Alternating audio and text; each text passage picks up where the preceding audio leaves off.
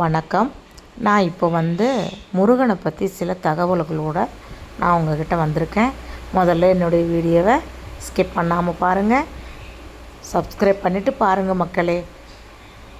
இப்போ திருச்செந்தூர் முருகன்கிட்ட ஒரு சக்தி உண்டு. திருச்செந்தூர் முருகன்கிட்ட நல்ல மனதோடு வந்தால் கண்டிப்பாக நீங்கள் எதை நோக்கி பயணம் செஞ்சீங்களோ அந்த பயணத்தை முடித்து வைக்கக்கூடிய வல்லமை படைத்தவர் முருகர்.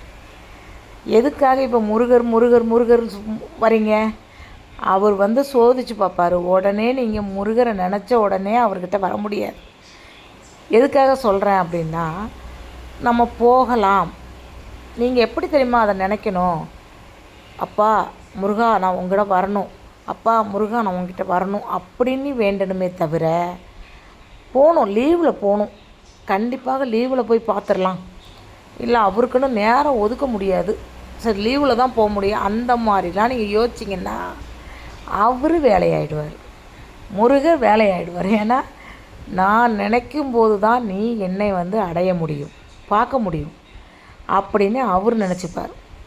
அவர் நினைத்தால் மட்டும்தான் நீங்கள் முருகனை தரிசிக்க திருச்செந்தூர் வர முடியும். அதே கடவுளே, அது ஒரு சில படத்துலலாம் வரும், என் செருப்பை காப்பாற்று, முருகர் மாதிரி நல்லா பட்டு கொடுத்துக்கணும், இப்படிலாம் சில பேர் இருப்பாங்க. ஆனால் உண்மை சம்பவம் இங்கே திருச்செந்தூரில் நடந்திருக்கு. அதை நீங்கள் வீடியோவில் பார்த்துருக்கலாம். திருச்செந்தூரில் ஒரு ஐயர் அதாவது பிராமின், அவங்க ஹஸ்பண்டும் அவங்களும் குளிக்க வந்திருக்காங்க. அந்த இடத்துல நான் குளிச்சுட்டு நிற்கிறேன். அவங்க இறங்குறதுக்கு பயப்படுறாங்க, அவரும் ரொம்ப பயப்படுறாரு தண்ணின்னா. சரின்னு சொல்லி அவங்களுக்கு ஏதோ ஒரு பிரச்சனை, நீங்கள் கடலில் குளிச்சுட்டு தான் வரணும்னு சொல்லியிருக்காங்க.